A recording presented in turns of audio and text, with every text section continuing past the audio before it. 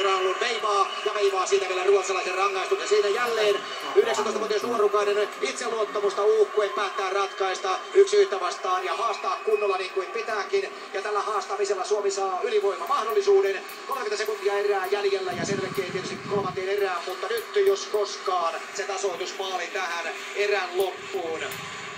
Rangasaiti on David Petrasek, Dynamo Minskin puolustaja, ikää 35 vuotta, kokemusta enemmän kuin konsanaan sillä kuuluisella ikäneidolla, jolla kokemusta oli ehtinyt kertyä jo paljon enemmän.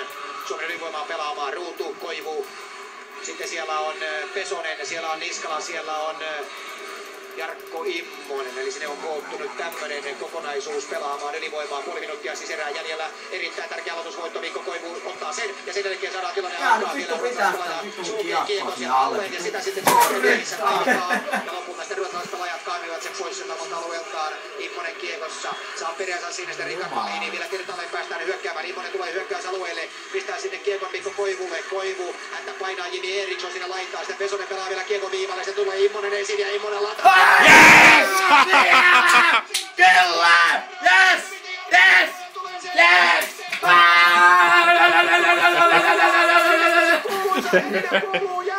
Siellä!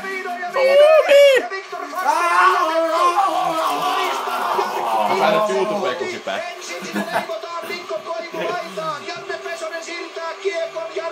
Jumalauta! Montako sekuntia oli edellä? Kädet eivät tällä vielä tänise, vaan veto lähtee ja syöllä lentoo.